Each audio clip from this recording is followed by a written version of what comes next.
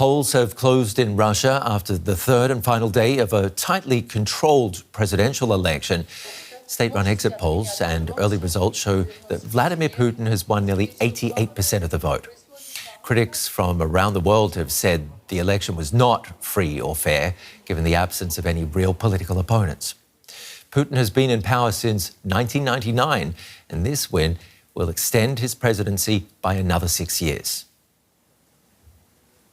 Let's go straight over to DW's Riga bureau then, and our reporter Sergei Satanovskii, who's following developments for us. DW relocated to Riga after being forced to shut down operations in Russia. Sergei, the winner isn't really a surprise, but tell us about more about the numbers and reaction. Well, this is right, Ben. Putin is winning with around 87 or 88%. This is according to the exit polls from the Russian state-owned polling organization VTSIOM, but the Central Election Commission has announced the same number after processing 30% of the ballots.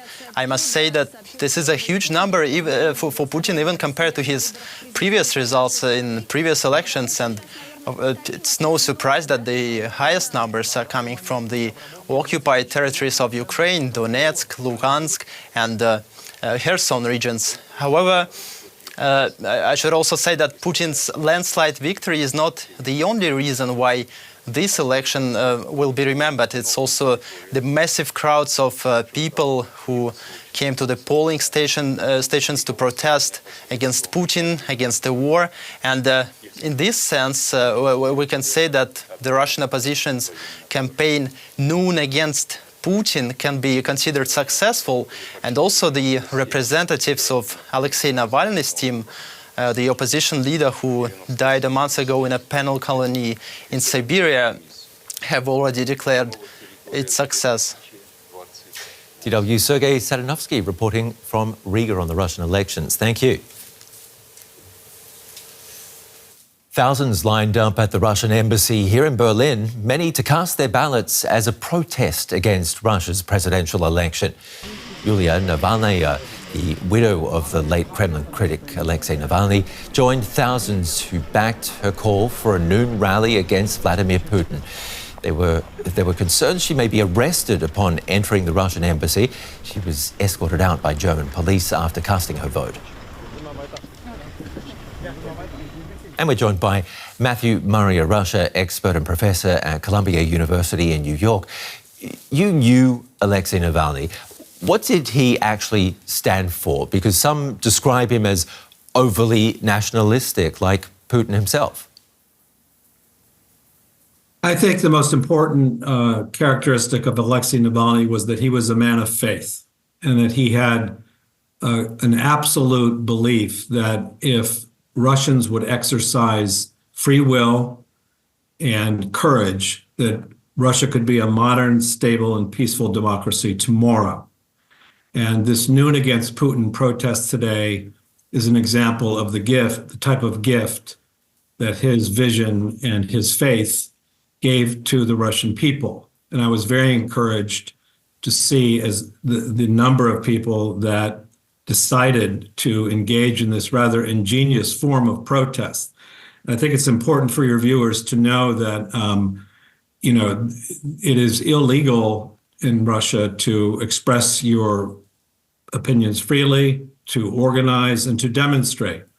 And so Alexei Navalny, before he was killed by the Putin regime, created this form of protest in which voters could go and register their concerns about the Putin regime by standing in line all at the same time. And I think it was successful. I would agree with the assessment of your correspondent.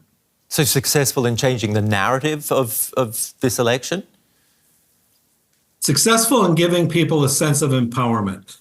That is something that Alexei was determined to do, was to help individual Russians understand that it was within their power to change the course of their country's history. And from the reports that I've read this morning and just listening to your broadcast, it's clear that many individuals went there today to say no to Putin, to say yes to peace in Ukraine, and to state their desire to have a free Russia in the future. And of course, this is modest and symbolic. It's not going to change the election outcome, but it will change the narrative, as you've indicated, by helping spread the idea that that of hope that Navalny and his wife Yulia stand for. It doesn't change the fact, though, that this was a landslide victory for Putin. Where does that leave him? Well, what it does is it underscores whether, in fact, Putin is legitimate as a ruler of Russia. Mm-hmm.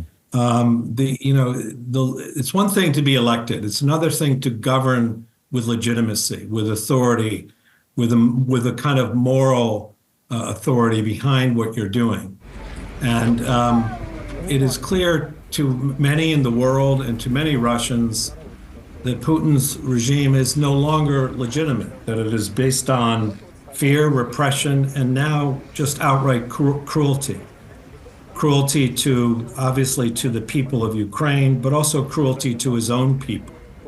And so the question is how sustainable that may be as a form of, managing and running a society such as Russia.